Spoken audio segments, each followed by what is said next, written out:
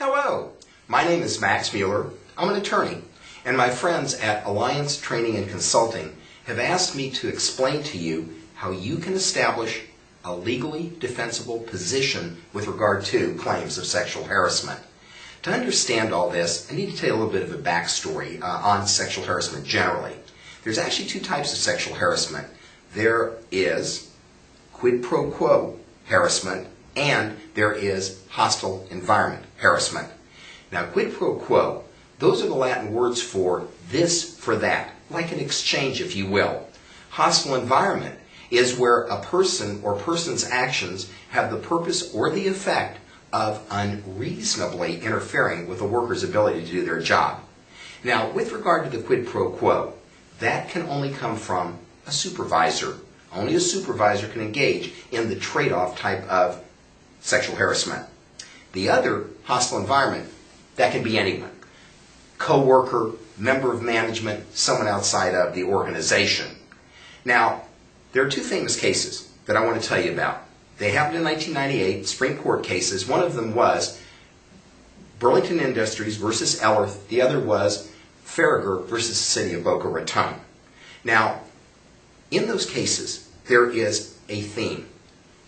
We as employers must establish effective anti-harassment, anti-discrimination policies.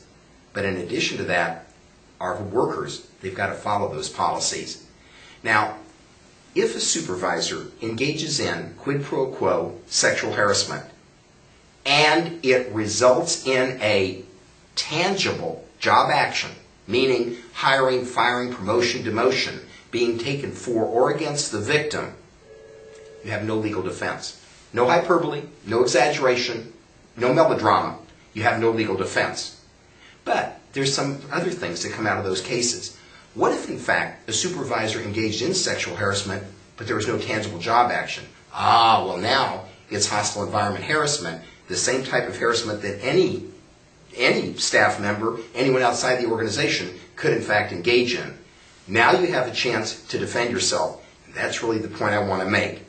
If you have an established anti-harassment policy and you have communicated that policy in an effective manner through training primarily, so you engage in behavior modification so that staffers understand that they have accessible avenues of redress. They can talk not only to their own supervisor but to any supervisor or HR. If they understand they won't be retaliated against, if they understand that confidentiality will be maintained to the greatest extent possible, and they don't take advantage of your internal administrative procedures, they are thrown out of court. Summary judgment against them. That is the Ellerth-Farragher defense. Now, states like California and Connecticut have actually established state laws saying you must train supervisors on some sort of a periodic basis. California is actually the stricter one. Let's focus on that one.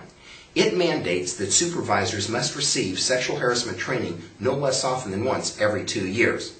Now, I would suggest to you very strongly that to establish your position so you can use the Ellerth-Farragher defense, you also need to train general staff. Because once again, let's not lose sight of what's happening here. If a staffer understands your policy, if they do not in a timely way take advantage of that internal administrative procedure, boom, that's it. Summary judgment, they're thrown out of court. So I urge you, have a policy, an effective policy. You can communicate it in an effective manner, again, primarily through training, and establish a legally defensible position. Thank you.